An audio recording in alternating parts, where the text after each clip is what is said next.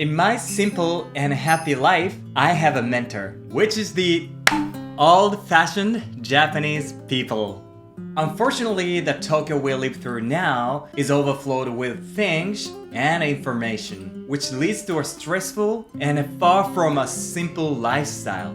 But the people of old Tokyo, Edo, were different. They live very simple and happy lives. Today, I'll be sharing 7 habits from the Japanese people of the past that you can also implement in your daily life. Alright, let's get started. First, only having the bare necessities. The lives of the common people in Edo were incredibly simple. Most of the people lived in what we called nagaya, which is typically 4.5 tatami mats in size, about only 8.1 square meter, so compact. And they own just a few kimonos, a hakozen, and futon. Really not much as you would imagine. When Edward Morse saw Japanese houses, he wondered, are they planning to rent them out? Because they were so simple. So why did they have few possessions? One of the famous reasons was fires. Edo was a city of densely packed wooden buildings, so fires were a regular occurrence. To be able to escape quickly, people kept only the bare necessities. While we don't face fires as often as in the Edo period, our world is still unpredictable. Floods, earthquakes, typhoons, and wars. We really never know what might happen in the future in our daily lives, right? So it might be a good idea to live minimally like the people of Edo. Being ready to move at any time equals freedom. It brings peace of mind. Second, laugh a lot. It's said that people of Edo laughed pretty often and genuinely enjoyed their lives. I know, probably it's hard to imagine, especially considering how stressed people in Tokyo seem today. But it's not like that. Let's go through some old records together from foreigners who visited Japan during that time. Austrian army, Burrell, described them as a tribe which are prone to laughter and cheerful to the core. Lindau from Switzerland said, "Their few races as easily amused as the Japanese. Whether the joke is good or bad, they'll laugh heartily. And like children, once they start laughing, they continue without any real reason." British teacher Dixon observed, laughter was so contagious that it would cause wooden buildings to shake. I was like, what? Just how cheerful and incredibly lively were they? And it made me realize I should laugh more, even at the little things.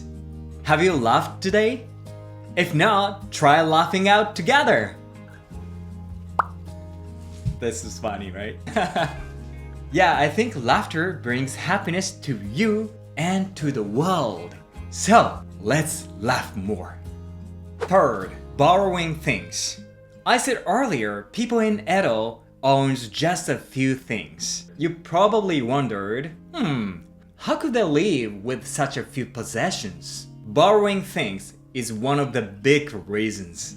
In Edo, there are people called sonryoya who specialized in renting out goods. They rented out everything from cooking utensils like pots and a kettle to everyday items like tatami mats and futons, as well as travel gear, kimonos, and even fundoshi, traditional underwear. Thanks to these rental services, people don't need to own a lot of things, allowing them to keep their homes simple and uncluttered.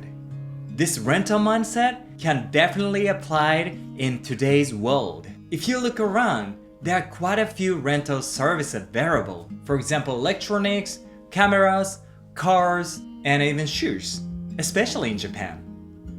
Borrowing what you can. That's a tip that also you can try out for your simple life. Fourth, waking up at sunrise. The people in Edo, their daily life cycle was very simple. They mostly would wake up at sunrise and sleep when the sun would set. Very simple. Yeah, waking up in the morning, wash their face, Then everyone would face the sun, clapping their hands together and saying, "Today as well, please look after our day today," as a prayer.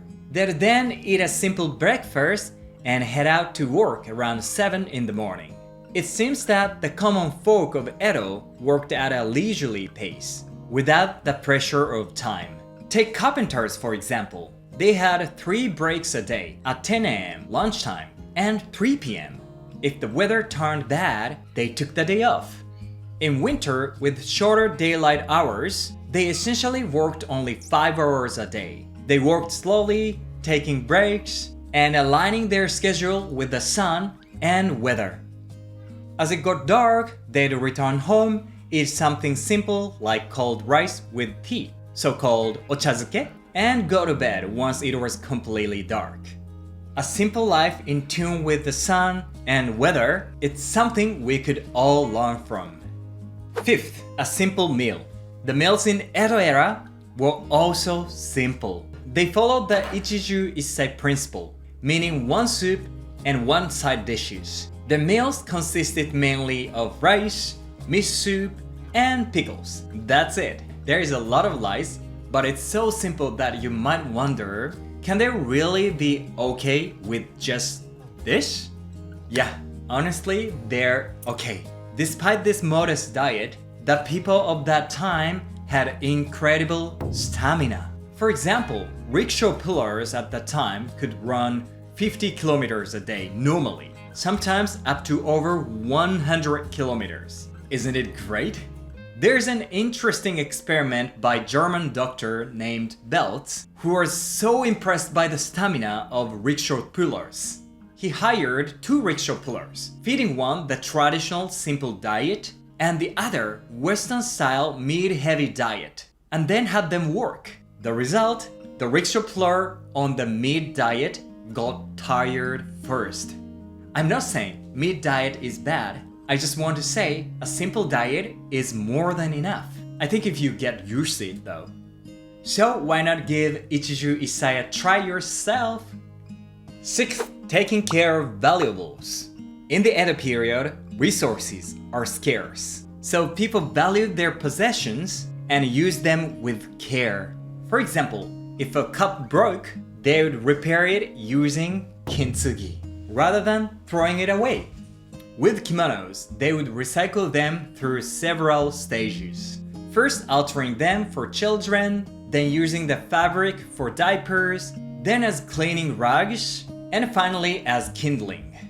Once burned, ashes would even be used as fertilizer. Taking good care of things means fewer things accumulate, keeping life simple and uncluttered.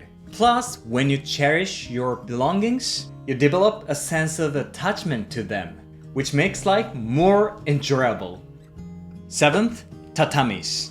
And finally, we had the tatami. The essence of Edo's simple life is all about tatami. 19th century archaeologist Schliemann said, "The tatami serves as a chair, sofa, table, bed, and mattress. Therefore, no other type of furniture is needed. Because the tatami fulfills so many roles, you can live comfortably in a compact room as small as 4.5 tatami mats. Even with a family of 4 people, you don't need expensive furniture to be happy. They just sit together on the tatami, sharing laughter and joy." Lastly, tatami contains a compound called phytoncides. The scent it releases brings a sense of calm and happiness, much like the feeling you get during the forest bath, shinrin-yoku, we call it. Tatami keeps life materially simple and spiritually uplifting. This is the beauty of tatami. So what habits will you be able to pick up for your simple and happy life? As for me, I'm planning to try the Ichiju Issai lifestyle in the near future. Yeah, feel free to share your experience and what you think in the comments below. Let's work together to create the best life possible. Let's laugh. Thank you for watching as usual. I hope to see you in the next video.